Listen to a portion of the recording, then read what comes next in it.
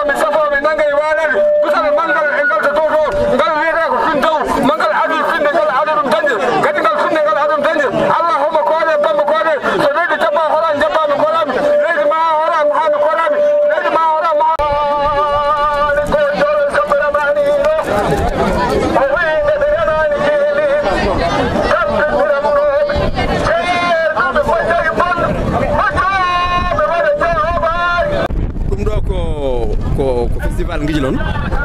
ndardi mi do koy président on président ADVN Sile Diop mi ko mi secrétaire général Oumar Sow dum do ko fefiri hande min dawri ko nyaldi pinal gila hanki min puddi hande e jango min bada dum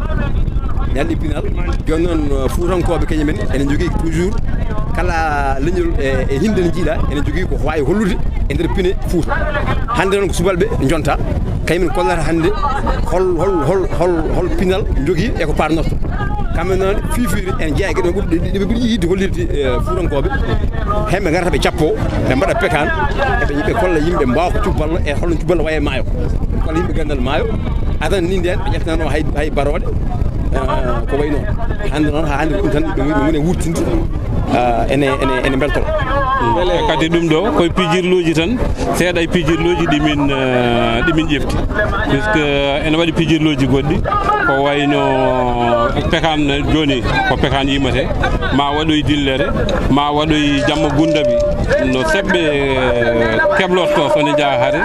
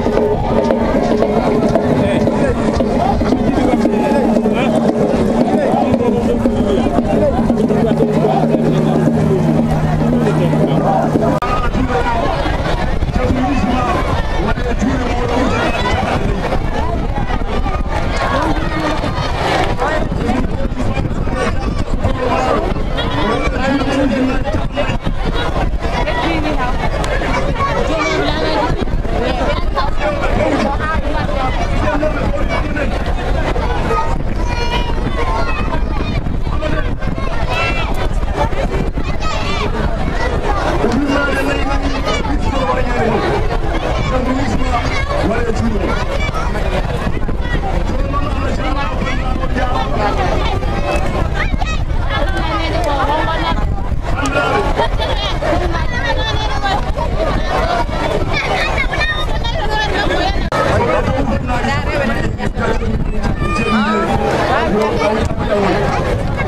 majallo.